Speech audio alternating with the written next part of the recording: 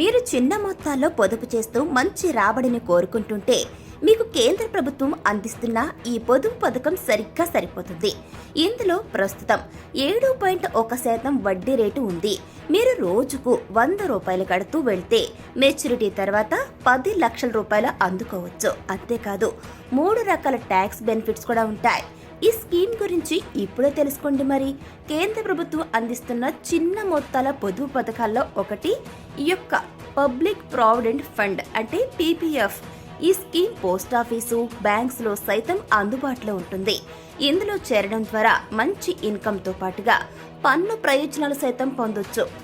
కొద్దిగా పొదుపు చేసుకుంటూ ఒకేసారిగా పెద్ద మొత్తంలో డబ్బును అందుకోవచ్చు. అలాగే ఆదాయ పన్ను అంటే ఇన్కమ్ ట్యాక్స్ చట్టంలోని సెక్షన్ 80C కింద పెట్టుబడిపై మినహాయింపు లభించడంతో పాటు దానిపై వచ్చే వడ్డీ, మెచ్యూరిటీ సొమ్ము పైన ఎలాంటి ట్యాక్స్ కట్టక్కర్లేదు. అంటే EEE ట్యాక్స్ బెనిఫిట్స్ ఇందులో మీరు పొందొచ్చు. ఈ స్కీమ్ గురించి ఇప్పుడు మనం తెలుసుకుందాం. Public provident fund scheme maturity tenure వచ్చేసి 15 ఏళ్లుగా ఉంటుంది. ఆ పైన 5 ఏళ్ల చొప్పున పొడిగించుకుంటూ వెళ్ళొచ్చు. ప్రెసెంట్ ఈ స్కీమ్ లో 7.10% వడ్డీ రేటు కల్పిస్తోంది కేంద్రం. చాలా రోజుల నుంచి ఇదే వడ్డీ రేటు కొనసాగుతుంది. అయితే ప్రతి 3 నెలలకు ఒకసారి వడ్డీ రేట్లను సమీక్షిస్తుంది కేంద్రం.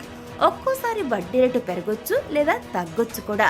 వడ్డీ రేటు పెరిగినప్పుడు వచ్చే ఇన్కమ్ సైతం పెరుగుతుంది. ఇందులో రోజుకు 100 రూపాయలు, 200 రూపాయలు, 300 రూపాయలు అంటూ ఇన్వెస్ట్ చేసుకోవచ్చు.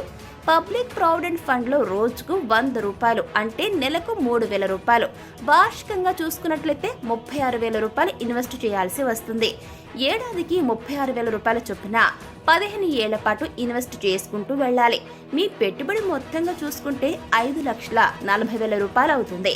ప్రెసెంట్ ఉన్న ఈ వడ్డీ రేటు 7.1% చొప్పున రిటర్న్స్ అంచనా వేసుకుంటే మీ డబ్బుకు వడ్డీ అనేది చూసుకుంటే 4,36,370 రూపాయలు వస్తుంది. అంటే మొత్తంగా మీ చేతికి వచ్చేసరికి 9,76,370 రూపాయలు లభిస్తుంది.